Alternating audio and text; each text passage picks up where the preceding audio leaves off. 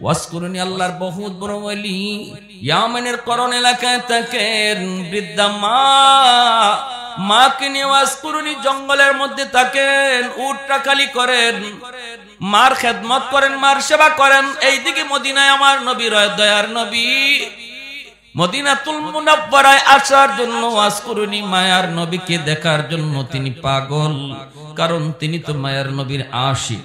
মাকে বলতেছেন, মা গো আমি তো মদিনায় যেতে চাই, আমার মায়ার নবীর এক নজর দেখতে যাব। মা বলতেছে, বাজান তুমি তো নবীকে দেখতে যাবা ভালো কথা, কিন্তু আমি মাকে কার কাছে রেখে যাইবা? আমি মার খেদমত কে করবে? আমি তো ঠিক মতো হাঁটতে পারি না, চলতে পারি না রে বাজান। ওয়াসকুরুনি কই, মা তোমার কষ্ট হলে আমি মদিনায় যাব না, আমার নবীকে দেখতে তিনি যাইতে পারেন না, কারণ মায়ের খেদমতের কষ্ট হবে, অসুবিধা হবে। এইদিকে আল্লাহ পাক আমার নবীর কাছে জিব্রাইলকে পাঠাইয়া আল্লাহ পাক জানাই দিছে, বন্ধু তোমার একজন মস্ত বড় আশেক, সেই ইয়ামেনের করণ এলাকার জঙ্গলে থাকি, নাম হলো ওয়াইজ। জানোনি সে তোমার কত বড় আশিক? সে মস্ত বড় আশিক, কিন্তু মার খেদমতের কারণে তোমাকে দেখতে পারে না। এ বন্ধু, মার খেদমতের নির্দেশ তো আমি আল্লাহ দিয়েছি, আমার নির্দেশ মানতে যায় তোমাকে দেখতে পারে না। এজন্য আমি আল্লাহ তার মার দোয়ার বদৌলতে তারে জগতের শ্রেষ্ঠ ওলিদের খাতায় নাম লিখে দিছি। তার মা হাত উঠায় কইছে, মালিক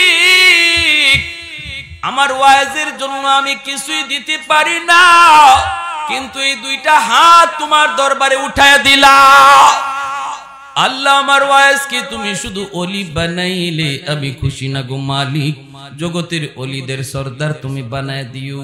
আল্লাহ পাক রব্বুল আলামিন কয়, বন্ধু আমি তারে জগতের ওলিদের শ্রেষ্ঠ ওলি বানায় দিছি, সে তোমার মস্ত বড় আশিক। শুধু সে আশিক নয়, আমি তারে মুস্তাজাবুদ দাওয়াও বানায় দিছি। সে হাত উঠাইতে দেরি হয়, কিছু চাইতে দেরি হয়, কবুল হতে দেরি হয় না। মুস্তাজাবুদ দাওয়া কাকে বলে?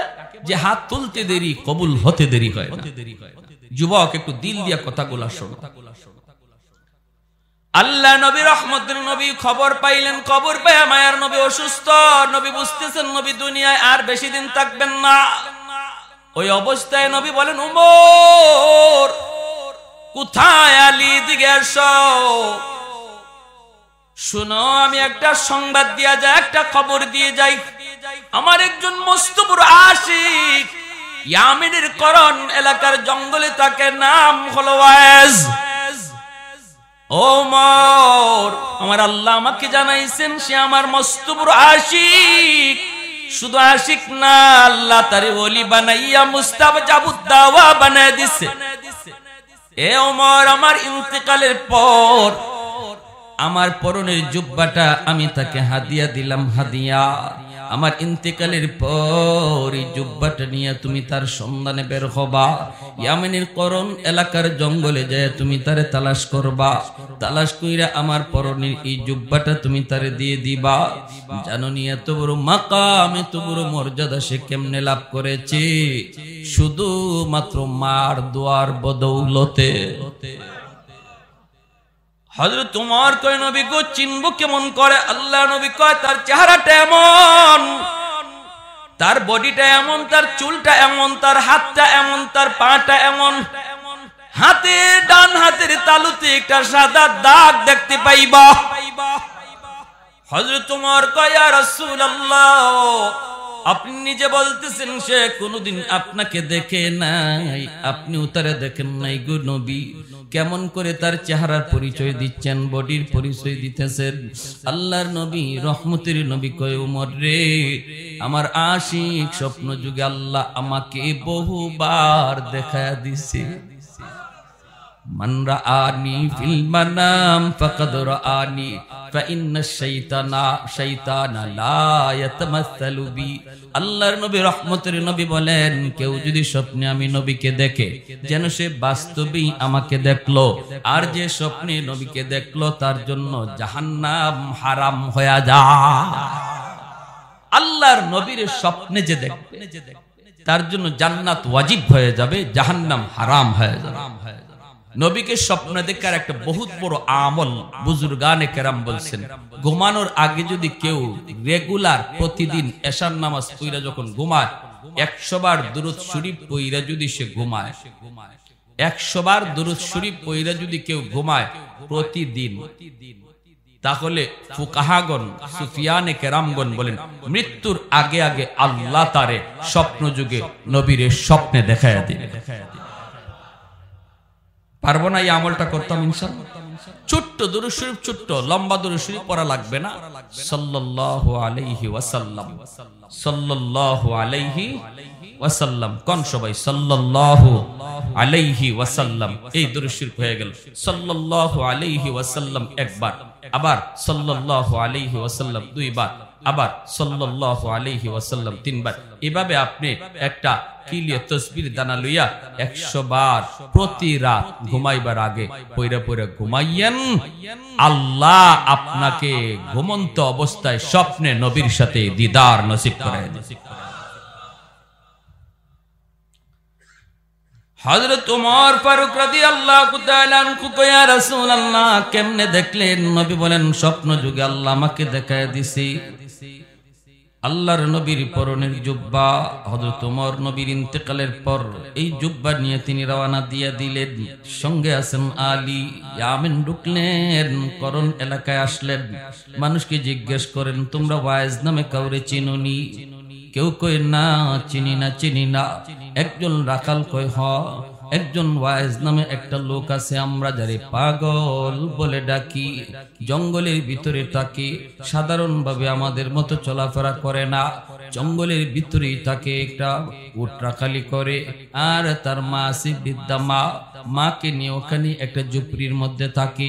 মাঝে মাঝে তারে জঙ্গলের ভিতরে সেজদারত অবস্থায় কানতে শোনা যায়। সেজদারত অবস্থায় তারে কানতে শোনা যায়। যখনই সে সেজদায় কান্দে গো, তখনই আমাদের পশু, আমাদের উটগুলিও কান্না শুরু করে, খানা তারা বন্ধ করে দেয়। তার কান্নার সাথে সাথে পশু পাখিগুলি স্তব্ধ হয়ে যায়। হযরত ওমর ফারুক রাদিয়াল্লাহু তাআলা আনহু বলেন, আলী চলো, তাহলে ওই দিকে আমরা যাই, হয়তো আমরা তার সন্ধান পেয়ে গেছি রে আলী। হযরত ওমর তিনি চলে আসলেন জঙ্গলের ভিতরে, খুঁজতে খুঁজতে পেয়ে গেলেন। পাইলেন হযরত ওমর তার চেহারার দিকে তাকান, বডির দিকে তাকান, চুলগুলির দিকে তাকান। তাকে হযরত ওমর তিনি দেখতেছেন আল্লাহর নবীর বলে দেওয়া বিবরণ 100 তার সাথে মিলতেছে। তখনই হযরত ওমর বলে, আপনার নাম ওয়াইস, আল্লাহর নবী আপনার কাছে আমাদেরকে পাঠাইছেন। এই কথা বলতে ওয়াজ করুনি, নবী যে ওয়াজের কাছে আপনাদেরকে পাঠাইছেন আমি সেই ওয়াজ না। আল্লাহু আকবার, জোরে কর। আমি এত বড় হতে পারি না, এত বড় হতে পারি না যে আমার খুঁজে নবী লোক পাঠায় দিবে। সুবহানাল্লাহ। খাঁটি আল্লাহ ওয়ালারা তাদের উইলায়াতকে গোপন রাখতে চায়, ঠিক কি না? খাঁটি আল্লাহর ওলি যারা সবসময় গোপন থাকাকে পছন্দ করে, প্রকাশ হতে চায় না। আর বেজাল যেখানে আছে এখানে খালি ফটর ফটর, বেজাল যেখানে আছে এখানে খালি অ্যাডভার্টাইজ, এখানে খালি সাইনবোর্ড, এখানে খালি ব্যানার। আছে না নাই? আশিকে রাসূল, মাহবুবে খুদা, গাউসে হামদানি, কুতুবে রব্বানি, সারাসুল্লে সুলতানি, নাম আর খুঁজে পাওয়া যায় না। কিরে নাম কই? কই নাম দিয়ে কি হইব? টাইটেল ফর টাইটেল দেখো না, নাম দিয়ে কি হইব? কিন্তু খাঁটি আল্লাহর ওলি যারা এরা নামের আগে পিছে তো টাইটেল লাগায় না, ঠিক কি না? জোরে কোন? উজানি পীর সাহেব রাহিমাহুল্লাহ, কারি ইব্রাহিম সাহেব, আল্লাহর ওলির নামের আগে এমন কোন টাইটেল ছিল না, ঠিক কি না? কোন টাইটেল ছিল না। চরমুনার পীর আল্লাহর ওলি দুনিয়াতে নাই, নামের আগে টাইটেল ছিল না, এখনো আছে, নামের আগে তাদের কোনো টাইটেল নাই। বোঝা গেল খাঁটি জিনিসের টাইটেল লাগে না, বেজাল জিনিসের টাইটেল লাগে, ঠিক কি না? ভাইরা বন্ধুরা, জন্য বলতেছিলাম মনোযোগ দিয়ে শুনো। যেই মাত্র দেখা যায় হযরত ওমর নিজের পরিচয় দিয়া বলতেছেন, আমি হলাম আল্লাহর নবীর সাহাবী ওমর। ইনি হলেন নবীর সাহাবী আলী। আমার নবী, দয়ার নবী, তিনি দুনিয়াতে নাই, নবী ইন্তেকাল করেছেন। আল্লাহর নবীর ইন্তেকালের খবর পেয়ে ওয়াজ করিনি কাঁদতে শুরু করলেন। এরপরে বলতেছেন, মায়ার নবী তার পরনের জুব্বাটা আপনাকে হাদিয়া দিয়া দিছেন। ও আল্লাহর ওয়ালি, নিজেরে আর গোপন রাখেন না। কি এমন নেকামল করেছেন গো? নবীর পরনের জুব্বা পাওয়ার জন্য আমি উমর পাগল ছিলাম, আবু বকর পাগল ছিল, উসমান পাগল ছিল, আলী পাগল ছিল, সালমান ফারসি পাগল ছিল। ডাইনে বামে সারা জীবন নবীর সাথে তাইকা জীবন কাটায় দিলাম, কিন্তু নবীজির ইন্তেকালের আগে পরনের জুব্বা আমরা কেউ পাইলাম না। পাইলেন আপনি, যিনি নবীকে কোনোদিন দেখলেনও না। এমন কি আমল করেছেন একটু বলুন। আমার নবী যা বলেছেন, আপনার মায়ের দোয়া। কোথায় আপনার মা? এই আল্লাহর বান্দির চেহারা মুবারক একটু দেখা। আর একটু জোরে কন্যা সুবহানাল্লাহ। আপনার ডান হাতটা একটু দেখতে চাই। এই ডান হাতটা হাতের মধ্যে নিয়ে দেখেন, তালুর মধ্যে সাদা একটা দাগ দেখা যায়। এমনি হযরত ওমর কোন আর আপনি গোপন করবেন না। নবী এই বিবরণ দিয়েছেন, 100 মিলে গেছে। আর মায়ার নবী বলেছেন, এই জুব্বাটা আপনি পরবেন, পয়রা আল্লাহর কাছে একটু সুপারিশ করবেন তার উম্মতের জন্য, গুনাহগার উম্মতের জন্য একটু সুপারিশ করতেন। কারণ নবী আমাদেরকে জানাইছেন, আপনি নাকি মুস্তাজাবুদ দাওয়া, আপনি হাত তুলতে দেরি হয়, আমার আল্লাহ কবুল করতে দেরি হয় না। ওয়াসকুরুনি, নবীর পরনের জুব্বা হাতের মধ্যে লইয়া তিনি দৌড় দিয়া চলে গেলেন জঙ্গলের ভিতরের যুবক। চলে গেলেন জঙ্গলের ভিতরে, যাইয়াই তিনি সেজদায় পড়ে গেলেন। সেজদায় পড়ে বলতেছেন, মালিক, ও মালিক, তোমার আমার গোপন রহস্য কেন তুমি জানাইছো তোমার বন্ধুরে? সুবহানাল্লাহ। তোমার আমার গোপন রহস্য, তোমার আমার গোপন সম্পর্ক কেন তুমি তোমার বন্ধুরে জানাইছো? আল্লাহ যখন জানাইছো, তাহলে আমিও তোমার সাথে বায়না ধরলাম, মাথা উঠাবো না, নবীর পরনের জুব্বাও আমি গায়ে দেব না, যতক্ষণ পর্যন্ত তোমার বন্ধুর সমস্ত উম্মতকে তুমি মাফ না করবা। আল্লাহু আকবার। মাথা জমিনে ঠেকায় দিছি, আমি পাগল, মাথা জমিন থেকে উঠাবো না যতক্ষণ পর্যন্ত গোটা উম্মতে মুহাম্মদের মাফ না করবা। আল্লাহ পাক রব্বুল আলামিন কয়, পাগল তুমি কি কও? ও ভাইরা বন্ধুরা, এটা কেমনে কয়? আল্লাহ পাকের সঙ্গে আল্লাহর ওলিদের অন্তরে অন্তরে কথা হইতো, আল্লাহ পাক অন্তরের ভিতরে কথা জমায়ে দিত। রব্বুল আলামিনের এরকম ভাবে আল্লাহ পাকের কথা আসলো। ওরে পাগল না হয় না, কত আছে মদকুর, কত আছে গাঞ্জাকুর, কত আছে বাপ মারে কষ্ট দেয়, মারে কান্দায়, বাবারে কান্দায়, কেমন করে আমি সবরে মাফ করি? আল্লাহ পাক কয়, যা পাগল, আমি তোমার খাতিরে 10% আমি উম্মত মাফ করে দিলাম। ওয়াসকুরিনি কয়, মালিক আমি 10% 20% বুঝি না, 100% বুঝি, 100%। আল্লাহ বলে, যাও পাগল, তোমার সুপারিশে আমি আল্লাহ 20% উম্মত মাফ করে দিলাম। ওয়াসকুরিনি কয়, মালিক আমি মানি না। আল্লাহ বলে, যাও 30 ভাগ উম্মত মাফ করে দিলাম। তখনও কয়, মানি না, মানি না। 40 ভাগ উম্মত মাফ করে দিলাম। এইদিকে আমার ভাইরা হযরত ওমর, হযরত আলী অপেক্ষায় থাকতে থাকতে কয়, কিরে আলী, ওয়াসকুরিনি গেল কোথায়? চলো তাড়াতাড়ি চলো, একটু খবর নেই। তারা দুজন চলে আসলেন ঝুপড়ির ভিতরে। আয়েশা দেখে ওয়াসকুরিনি সেজদায় পড়ে কার সাথে যেন বিড়বিড় করে কথা কয়। সেই কথা আর কারোর সাথে নয়, এই কথা তো কয় মাওলার সাথে। সেজদার মধ্যে আল্লাহ পাক বান্দার সবচেয়ে কাছে চলে আসে। জোরে কোন সুবহানাল্লাহ। আল্লাহ নবী কয়, সেজদার মধ্যে আল্লাহ পাক তার বান্দার খুব বেশি কাছে চলে আসে। এজন্য সেজদার হালতে আল্লাহর কাছে যা চাইবা আল্লাহ তাই পূরণ করে দিবে। ওয়াসকুরুনি, সেজদা যায় কার সাথে বিড়বিড় করে যেন কথা কয়। হযরত উমর আইসা ডাক দিয়া দিলেন, ও আল্লাহর ওলি, কোথায় আমাদেরকে রেখে আপনি চলে আসলেন? যেই মাত্র ডাকটা দিলেন সাথে সাথে আল্লাহর সাথে কথা কওয়ার যে লাইন ছিল, লাইনটা কাট আপ হয়ে গেছে। ওয়াজ করুনি সেজদা থেকে ওইটা বলতেছে, গো নবীর সাহাবী, আর একটু সময় যদি আপনারা ধৈর্য ধরতেন তাহলে আমি আমার মাওলার কাছ থেকে 100 ভাগ উম্মত মাফ করে লইতা।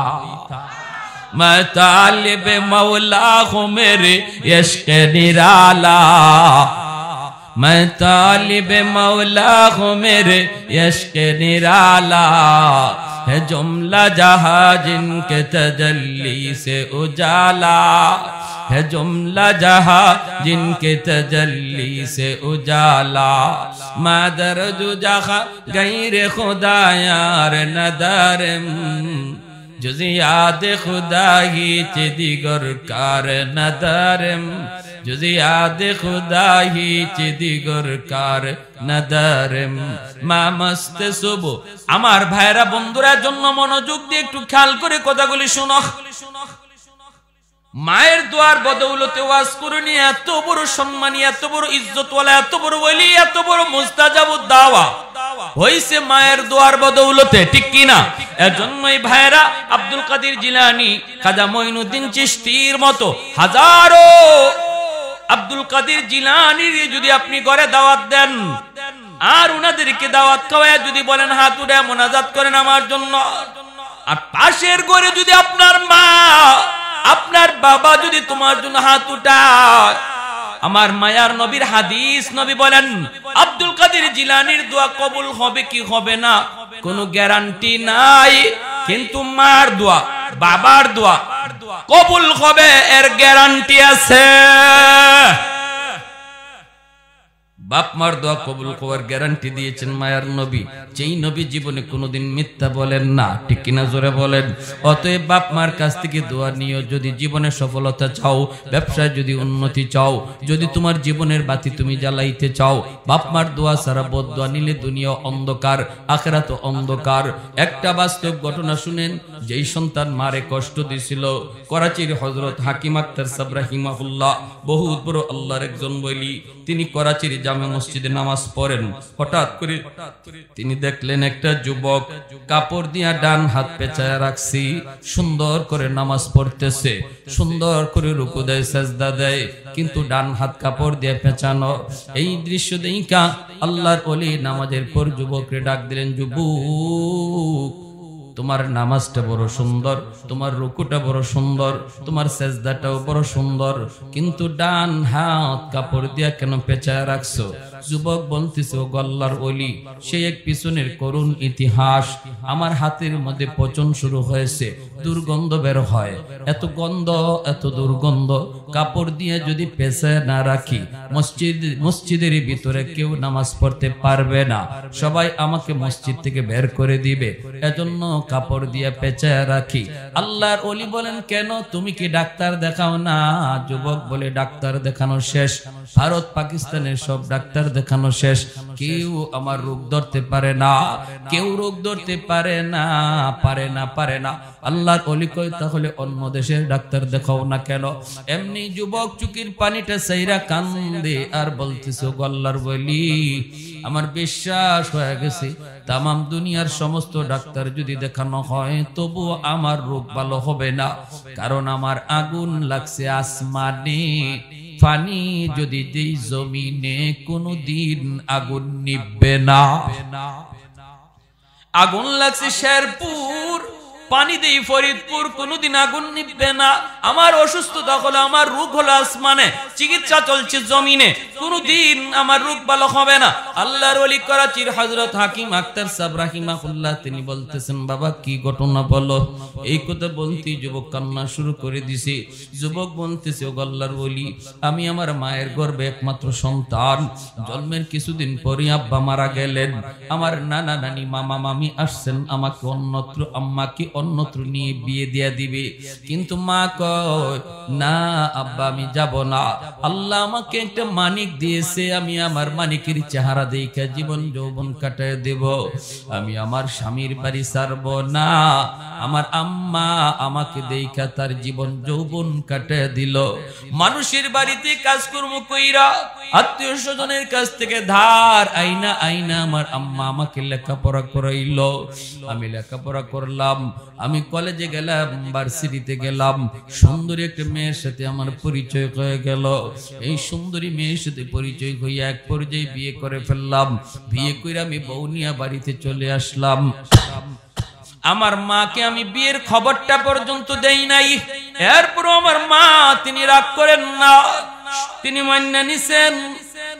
আর এতটুকু শুধু বলছেন বাবা একটু খবর যদি দিতি তাহলে মা তো নিয়ে উঠায় নিয়ে আসতাম। ঠিক আছে বাবা ভালোই করেছো, এই বইলে দুঃখিনী মা তিনি মাইনা নিছেন। কিন্তু আমার সুন্দরী শিক্ষিতা বউ আমার মাকে মা হিসাবে মেনে নিতে পারলো না। এমন আমাদের সংসার এমন আসেনি না নাই রে ভাই, আসেনি না নাই? আজকের দিনের বউয়েরা যদি শাশুড়িকে নিজের মা মনে করত তাহলে সংসারে এত অশান্তি আসতো না। আর শাশুড়িও যদি নিজের বউটারে বউ মনে না করে নিজের মেয়ের মতো ভাবতো তাহলে সংসারে এত অশান্তি আসতো। ভাইরা বন্ধুরা, এরপর দেখা গেল কি ওই যুবক বলতেছে আমি অফিস থেকে বাড়িতে যখন ঢুকি রাতের অন্ধকার, আমার কানে কানে আমার মায়ের বিরুদ্ধে আমার বউ আমার কানে কানে আমার মায়ের বিরুদ্ধে নালিশ দেয়, কান ফোড়া দেয়। আমার কান শুধু ভারী করে ভারী করে ভারী করে ভারী করে ভারী করে। আমি তো দুর্বল, মহব্বত করে ভালোবেসে বিয়ে করেছি, এজন্য আমি আমার বউয়ের প্রতি দুর্বল হইয়া মার রুমে ঢুইকা মারে বকাবকি করলাম। প্রথম রাতে বকাবকি করলাম। মা কইতেছে বাজান আমি কিছু বলি নাই, যা কইছে তোর বউয়ে কইছে। কিন্তু এরপরও মায়ের কথা বিশ্বাস করলাম না, বউয়ের কথা বিশ্বাস করলাম। ও আমার ভাইরারে যুবক, যদি নিজের জীবনের সাথে মিলে যায় আল্লাহর দোহাই কথাটা দিল দিয়ে গ্রহণ করো। কাউকে উদ্দেশ্য নিয়ে কিছু বলতে আসি নাই, এসে যে কথাগুলি বলে যায় জানি না কার জীবনে পড়ে যায়। তওবা করে এখান থেকে উঠবা, চোখের পানি জড়ায় উঠবা, নতুবা জিন্দগি আল্লাহ দুনিয়া তো বরবাদ করে দিবে, আখিরাত তো কোনো কুল কিনারা খুঁজে পাবা না। সাগরে হাবুডুবু খাওয়া একজন মানুষ যেমন ভাবে কোনো কিছু কুল কিনারা পায় না, যেই সন্তানের উপরে মার কষ্ট বাবার কষ্ট, সেও তার জিন্দগি আর গোটা জীবনটার ভিতরে সাগরে পড়া হাবুডুবু মানুষটার মতোই শুধু ঘুরবে, কুল কিনারা খুঁজে পাবে না রে যুবক, কুল কিনারা খুঁজে পাবে না। ভাইরা বন্ধুরা, ওই যুবক বলতেছে গল্লার বলি প্রথম রাত গেল আমি বকাবকি করলাম, দ্বিতীয় রাতে আইসেই আমি মার গায়ে হাত উঠে ফেললাম। যেই মাত্র মার গায়ে হাত উঠাইছি দুঃখিনী মা হাউ মাউ করে কান্না শুরু করেছে। আর বলতেছে বাজার আজকে বুঝি মার গায়ে তুই হাত উঠাই দিলি রে, এই হাতটা মা চুমায় চুমায় বড় করছি, তোর হাতের মধ্যে মায়ের কি পরিমাণ চুমা লেগে আছে তুই জানো না। আজকে হাত দিয়ে বুঝি মারে তুই মারলি, ঠিক আছে যা, আল্লাহ যেন তোর এই হাত আল্লাহ যেন ফসাইয়া দে, তুই যেন আমার জানাজার নামাজ পড়তে না পারো। ওই যুবক বলতেছে আল্লাহর বলি আমি তখনই টের পাইছি আমার পায়ের নিচের জমিনটা কাইপে উঠছি, আমার তখনই বুঝ হয়ে গেছে মার দুনুটা বদ্ধ আল্লাহর আরশে পৌঁছে গেছে। আমার মায়ার নবী কয় বাপ মার দোয়া বদ্ধ আল্লাহর আরশে পৌঁছতে মাঝখানে বাধা থাকে না, বদ্ধ আল্লাহর আরশে পৌঁছে যায়। ওই যুবক বলতেছে আল্লাহর ওলি কিছুদিন পর অফিস থেকে খবর পাইলাম আম্মা মারা গেছে, আমি জানাজা পড়ার জন্য বাড়ির দিকে রওনা দিলাম, কিন্তু রাস্তাঘাটে এত সমস্যা হলো, অন্য কোনোদিন এত সমস্যা হয় না, বাড়িতে পৌঁছতে পৌঁছতে অনেক দেরি হয়ে গেল। আমি বাড়িতে ঢুকে দেখি, গ্রামে ঢুকা মাত্রই দেখি মানুষজন একটা লাশ নিয়ে কবরস্থানের দিকে যাইতেছি। আমার বুঝ হয়ে গেছে জানাজা শেষ হয়ে গেছে মায়ের। মানুষজন অনেক অপেক্ষা করেছে, আর কত করবি? আমি ভিতরে যাওয়া মাত্রই লোকজন কয়, বাবা অনেক অপেক্ষা করেছি রে বাজার, আর কত করব, আর কত করব। এই বইলা মানুষজন কবরে নিয়ে গেছে, আমিও কান্দি। মানুষকে বলি, বাবা তোমাদের কোনো দোষ না, দোষ না রে, দোষ না, এটা আমার কপালের লিখন। আমি তখনই বুঝে গেছি মার দুইটা বদদুয়া, একটা বদদুয়া কবুল হয়ে গেছে। তুই যেন আমার জানাজার নামাজ পড়তে না পারো। আমি তোমার জানাজা পড়তে পারি নাই, কত চেষ্টা করলাম, জানাজা তো পারি নাই। এইবার দ্বিতীয় বদদুয়াটা ছিল, তোর এই হাত যেন পৌঁছা যায়। আমি অপেক্ষায় আমি নিশ্চিত হয়ে গেছি মার দ্বিতীয় বদদুয়াটাও কবুল হয়ে যাবে। ও আল্লাহর ওলি, কিছুদিন পরে আমি দেখতে পেলাম আমার ওই হাতের মধ্যে একটা ফুরা দেখা দিছে। ফুরা, এই ফুরা থেকে পচন শুরু হয়েছে। অ্যান্টিবায়োটিক খাই, অ্যান্টিবায়োটিক আনলাম, খাইলাম, কোনো লাভ হয় না। ডাক্তাররা নিজেরা বলতেছে আমরা তো কিছুই বুঝি না, কেন তোমার রোগ ভালো হয় না, কেন তোমার রোগ ভালো হয় না, আমরা তো বুঝি না। আমি ডাক্তারকে বললাম, ডাক্তার তোমরা আমাদের রোগ না ধরতে পারলেও আমি আমার রোগ ধরে ফেলেছি। আমার রোগ হলো আসমানে, চিকিৎসা চলছে জমিনে। সেই দিন থেকে পচন উপরে উঠে, খালি উপরে উঠে, উপরে উঠে। এইবার আমার ওই সুন্দরী বউ, যার মহব্বতে বইরা আমি মার গায়ে হাত উঠাইছি, আমার ওই সুন্দরী বউটাও আমারে ফালাইয়া বাপের বাড়ি চলে গেছে। মানুষজন আমাকে বাড়ি থেকে বের করে দিয়েছে, আত্মীয় স্বজন আমাকে বের করে দিয়েছে। এখন আমি রাস্তায় রাস্তায় ঘুরি, মসজিদে মসজিদে যায় কান্না করি। আল্লাহর ওয়ালি, ও আল্লাহর ওয়ালি, এবার বলুন আমার কোনো মা পাওয়ার উপায় আসেনি, উপায় আসেনি। এ যুবক মনে রাখো, যদি বাপ মার কলিজায় তুমি ব্যথা দাও, তাহলে একমাত্র আল্লাহর কাছ থেকে মাপ পাওয়ার উপায় হলো মারে বাবারে আবার খুশি করা। এছাড়া বিকল্প কোন লাইনে আল্লাহরে খুশি করা যায় না। কারণ হলো জান্নাতুল বাকি, মদিনার কবর, ঠিক না? মদিনা শরীফের কবরের নাম কি? জান্নাতুল বাকির পাশ দিয়ে আমার রহমতের নবী যান। সাহাবায়ে কেরাম নবীর সাথে হঠাৎ করে আল্লাহর নবী অন্তর চোখে দেখতে পেলেন একটা যুবক কবরের ভিতরে আযাব ভোগ করতেছে, আগুনে পড়তেছে, সাপের কামড় খাইতেছে, মা মা কয়া চিৎকার করে কাঁদতেছে। আল্লাহ নবীকে আল্লাহ পাক দেখায় দিছে, সাহাবীরা দেখে না। কবরের আযাব আছে, আল্লাহ মানুষকে দেখায় না। কেন দেখায় না? যদি মানুষকে আল্লাহ কবরের আযাব দেখাইতো, তাহলে কবরের পাশ দিয়া কেউ সাহস করে যাইতো না। রাতের বেলা দূরের কথা, দিনের বেলাও কেউ কবরের পাশ দিয়া যাওয়ার সাহস করতো না। কবরস্থান দেখা যায়, এতটুকু দূরেও কেউ বাড়ি বানাইতো না যদি কবরের আযাব আল্লাহ মানুষকে দেখাইতো। দুনিয়ার নিজাম উল্টা পাল্টা হয়ে যাইতো। এজন্য মানুষকে আল্লাহ পাক কবরের আযাব দেখায় না। কিন্তু গরু ছাগল কবরের আযাব টের পায়। মাঝে মাঝে দেখবেন কবরস্থান থেকে গরু ছাগল দৌড় দেয়।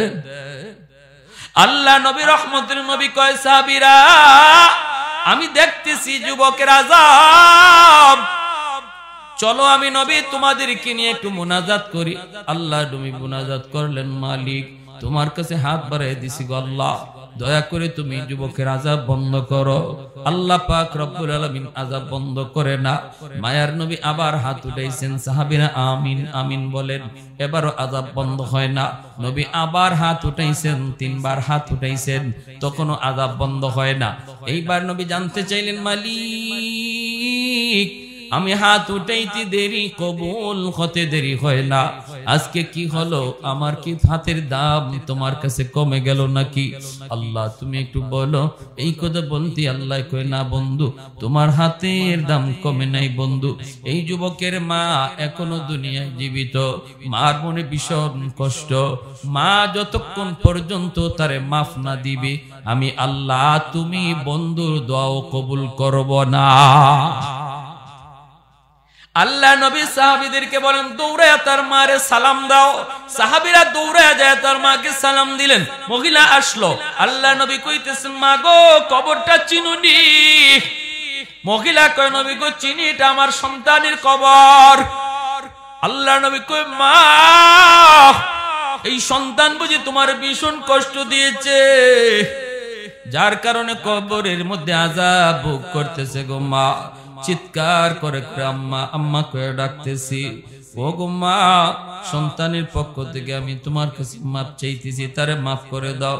এই সন্তান তো তোমারই, কত রাত সন্তানের মাথার পাশে দাঁড়ায় দাঁড়ায় রাত কাটাইছো, কত চোখের পানি জড়ায় ধরে আল্লাহর কাছে কাঁদছো সন্তানের সুস্থতার জন্য। এই সন্তানকে তুমি একটু মাফ করে দাও না, কবরের মধ্যে আযাব ভোগ করতেছি। আমি রহমতের নবী, কেমনে যাই, কেমনে চলে যাই তারে আযাবে রাইখা? আমি তো রহমতের নবী। হাত বাড়াইছি একবার না তিনবার, আল্লাহ আমার হাত ফিরায় দিছে।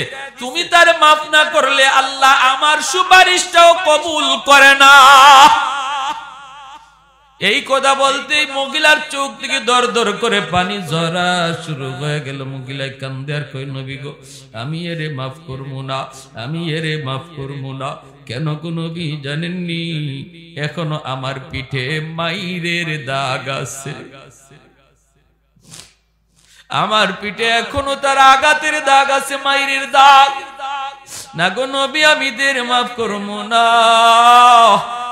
আল্লাহ নবী পড়ে গেলেন বেকায়দায়। নবী আল্লাহ, মার দিলটা শক্ত হয়ে গেছে, মায় মাফ করবে না।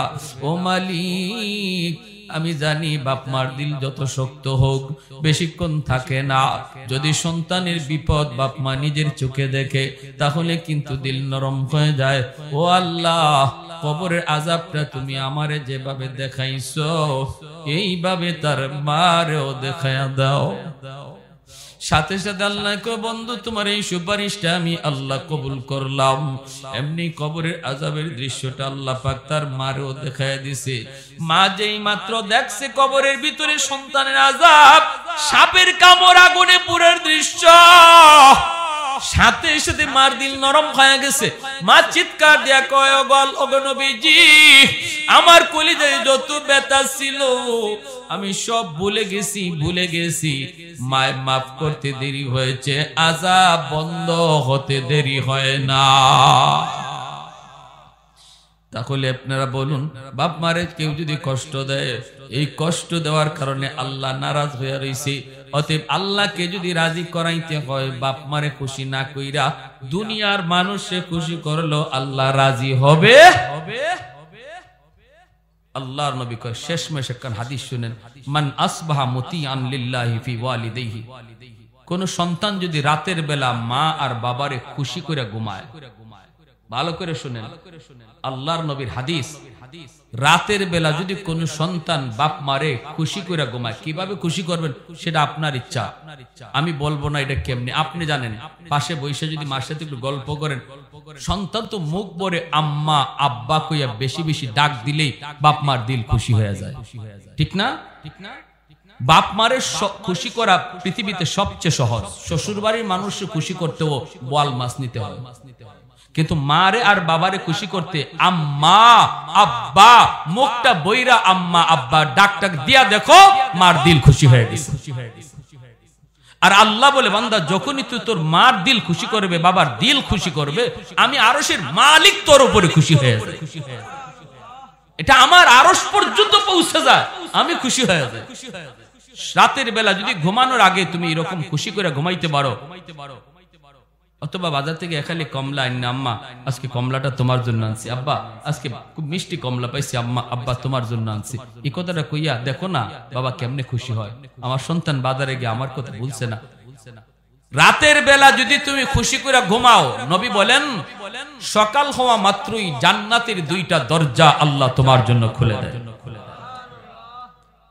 ওমান আসবাহা আসিয়ান লিল্লাহি ফি ওয়ালিদাইহি আসবাহা লাহু বাবান মাফতুহান মিনান নার।